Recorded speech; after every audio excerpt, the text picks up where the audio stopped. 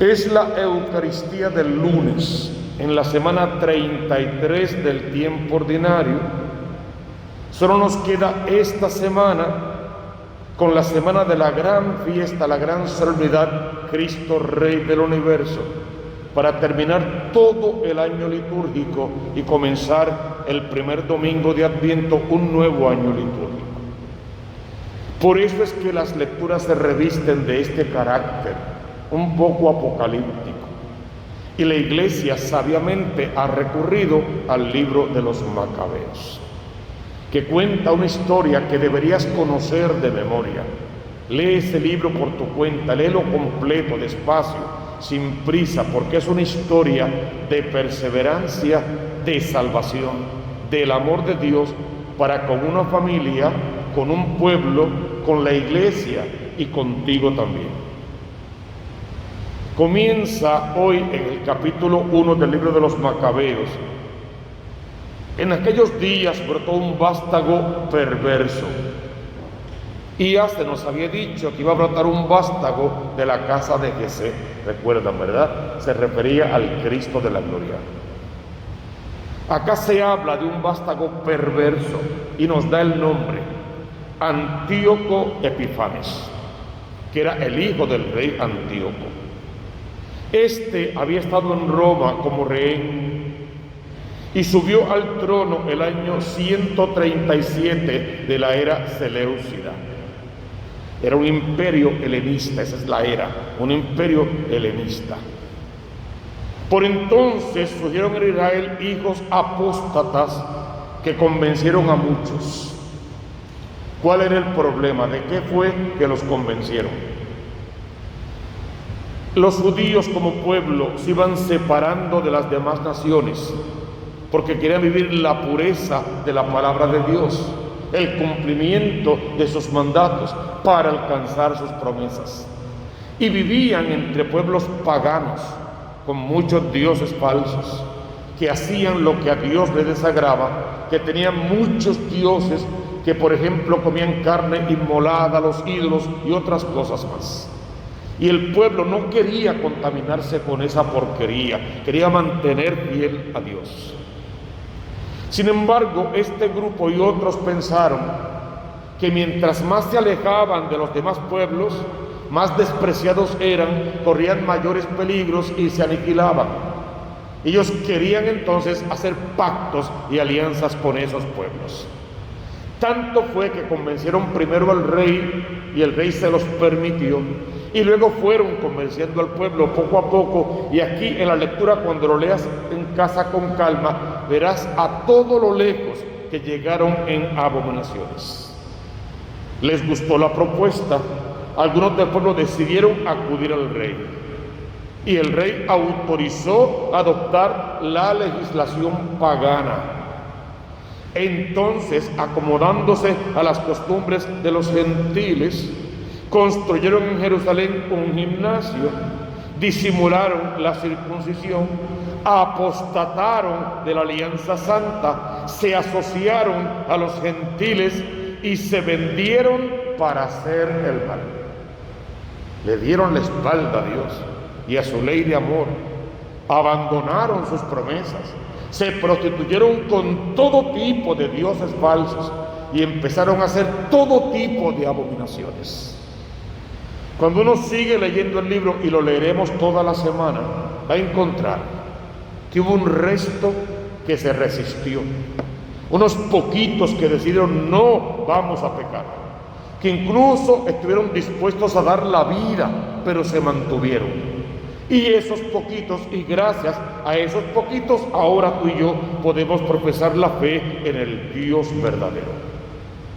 Es imposible leer esta primera lectura y no pensar en el mundo actual, en lo que nos pasa ahora, en las imposiciones de los gobiernos de las naciones, en esas filosofías nuevas de vida, todas esas ideologías sin Dios que están proclamando un mundo completamente pagano, de dioses falsos o sin Dios completamente. Y todas las veces que cristianos auténticos ahora siguen dando la vida por lo que creen, porque en diferentes lugares, diferentes formas de persecución. A nosotros todavía no nos ha llegado ese oleaje, ojalá que nunca llegase. Pero es una lectura completamente actual. De muchas formas y maneras nos están queriendo arrancar la fe del corazón, adoctrinando, educando a nuestros hijos en las escuelas y en otras sectas, lejos de los mandatos de Dios, de los principios morales, de la verdad, de la justicia social como tiene que ser, pero sobre todo del camino de santidad. Alguien tiene que resistirse, y ese tienes que ser tú, resistirte a todo ese vandalismo, a todo ese paganismo, para que puedas defender la fe en tu corazón y también defenderla como herencia para el corazón de tus hijos. Entonces cantaba el Salmo responsorial: dame vida, Señor, para que observe tus preceptos. La razón por la que vives es para conocer, amar, alabar, bendecir, adorar, servir con todo el corazón a tu Dios y Señor. Pídele vida, larga vida, pero vida para conocer y cumplir con sus mandamientos, y para otra vez enseñarle bien esos mandamientos a los demás. El Evangelio que estamos leyendo es repetido, ya lo vimos antes durante este tiempo. Sin embargo, tiene algunas variantes bien interesantes. La primera vez que lo leímos, Jesús salía de Jericó y encontró un ciego. Ahora Jesús está entrando en Jericó y encuentra un ciego sentado al borde del camino pidiendo limosnas. Y ya conocemos toda la condición del ciego y lo que representa, su manto sobre él, todo lo que significa. Este ciego que no veía, pero que había agudizado su forma de escuchar, oyó que pasaba gente, y al escuchar aquel revolú preguntó, y le informaron: ¿es que está pasando Jesús de Nazaret? Y entonces gritó, y con su grito que nos dejó ver que el que no veía era capaz de ver más y mejor que todos los demás, porque todos los que veían estaban viendo que pasaba Jesús el Nazareno, pero el ciego en su corazón vio que pasaba el Mesías prometido y lo llamó con un título real, pero más que eso, con un título mesiánico: Jesús, hijo de David, hijo del rey, heredero del reino. Jesús, Rey de Reyes, ten compasión de mí. Y el que no veía, vio más que todos los demás, porque los demás se confiaron por lo que vieron. Él fue más allá de su condición y de su limitación, y puso el acento en lo que de ese niño él había escuchado seguramente, y lo hizo patente como estilo de vida. Jesús, hijo de David, ten compasión de mí. Los que estaban allí, que eran la iglesia naciente, debieron haberlo animado. Sí, búscalo, grítalo. Él tiene lo que tú necesitas. Anda, insiste, Él te lo va a dar. Esa debió ser la lógica de la iglesia, el quehacer tuyo en la iglesia. ¿Qué hicieron? Cállate. Silénciate, no alborotes, no molestes al maestro, tú no lo mereces, eres un apestado de la sociedad, un indigente, tú no vales nada, ya cállate, él no vino para ti, estás muy por debajo de la persona de Jesús. Pero él, no dejándose llevar por el ruido de la masa, siguió su propio camino de santidad y gritó más fuerte, porque él no estaba allí ni para complacer a una masa ni para gritarle a una masa, estaba allí para conquistar el corazón de Cristo y nada más, y gritaba con poder y le pedía a Jesús que experimentara sobre él la compasión que Cristo vino a experimentar por los más necesitados. ¿Lo escucha Jesús? Y le pide que se acerque. Y cuando lo tiene cerca, le hace una promesa real. ¿Qué quieres que yo haga por ti? Desde ese punto de vista, cualquiera cosa que él le hubiese pedido, Jesús ya se había comprometido a dársela. Era como un cheque en blanco: pídeme lo que quieras te lo daré, aunque sea la mitad de mi reino. Esa frase la recuerdan. Ya Herodes había dicho eso mismo. Se lo dijo a su hijastra, en fin de cuentas, la famosa Salomé. ¿Qué quieres que haga por ti? Señor, yo solo quiero ver. Yo no necesito más que vista, porque si yo pudiera ver, no sería un marginal sentado afuera del camino, sino alguien que caminaría contigo por el camino. Yo solo quiero poder ver. Y si yo pudiese ver, todo lo demás lo hago yo. No necesito nada más, solo vista. Y Jesús le dice: pues recupérala. No porque soy yo, ni porque estoy aquí, sino porque tu fe te la ha devuelto. ¿Tú crees que se puede? Pues se puede. Tu fe te ha salvado, tu fe te ha devuelto la vista. Tú eres más y mejor en fe que todos los demás que están aquí.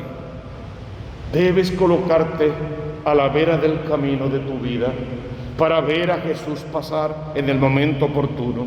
Y ahora que estás en tristeza, en depresión, en ansiedad, en soledad, en cansancio de la vida, mil problemas, enfermedades, pérdidas, situaciones económicas, pandemia y todo lo que significa el mundo actual con sus amenazas, tu oración antes de acostarte debe ser: Jesús, Hijo de David, ten compasión de mí. Y tu primera oración de la mañana, de rodillas ante Dios al caer de la cama, debería ser: Jesús, Hijo de David, ten compasión de mí. Y cuando Jesús te pregunte: ¿qué quieres que haga por ti? Señor, que yo vea, porque creo en ti, pero aumenta mi fe. Y con esa oración conquistaremos el corazón del Cristo de la gloria, que vino para conquistar nuestras almas para la vida eterna. Y después que recuperó la vista, no se fue por allí a celebrar de cualquier manera mundana el milagro que Dios había hecho por él. Llevamos a nuestros hijos al primer gran milagro de su vida, al bautismo, y salimos del bautismo a celebrar con el mundo y como el mundo que un niño ha sido bautizado. Y no hay congruencia entre una cosa y la otra. Este ciego no hizo eso ni nada parecido. Lo glorificaba por el camino, le seguía, alababa y bendecía al Señor. Y aquel pueblo que lo mandaba a callar, ahora él lo contagió, porque termina la palabra diciendo: y todo el pueblo al ver esto lo seguía, alabando al Señor también. Que contagiemos a la gente con el amor de Dios, que atraigamos las almas a Cristo, que cuando vayamos a ver a los nuestros tengamos una palabra de aliento, que lo que tengamos que contarle no sean los últimos chismes del momento, sino lo que dice la palabra de Dios en salvación para todos nosotros. Deja que el Señor toque tu corazón, deja que venga a habitar en tu interior. Abre las puertas de tu vida al Señor para que te ayude a vivir la vida en santidad y podamos entonces concluir lo que decimos siempre: busca primero el reino de Dios con su justicia, y todo lo demás vendrá por añadidura.